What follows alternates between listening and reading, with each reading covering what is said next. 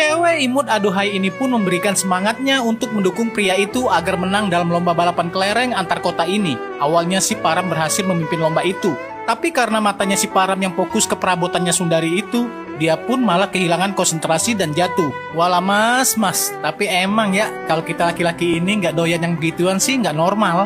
Nah, gara-gara hal itu jugalah Param dan Penu pun gagal finish. Di sini Bargapan pun jadi marah besar. Mungkin untuk si Param ini cuma game anak kecil, tapi kehormatan kota dipertaruhkan di sini. Intinya sih Bargapan nggak mau ngelihat si Param ikut lomba lagi selamanya. Malam harinya pas si Param lagi sedih sambil nonton wayang, Sundari mencoba menghibur si Param. Dia menceritakan sebuah kisah lokal di mana ada pahlawan yang berniat menolong warga kota yang diserang monster.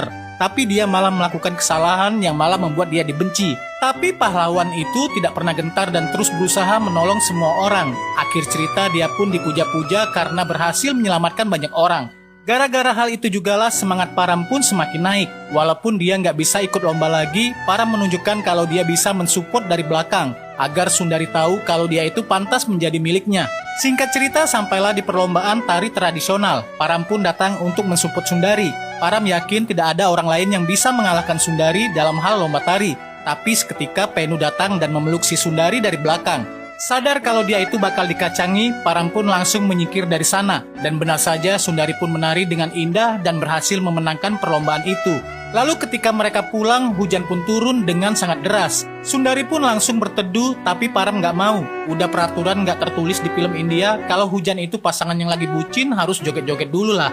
Yaelah, kirain Mimin beneran joget. Ternyata itu cuma halunya si Param aja.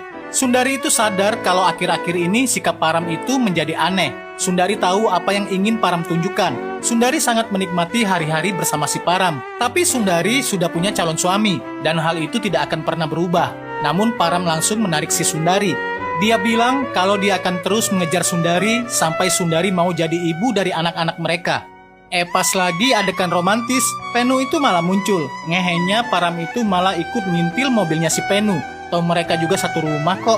Keesokan harinya bapak si Param pun menelepon. Dia nanya apakah si Param sudah berhasil menemukan belahan jiwanya.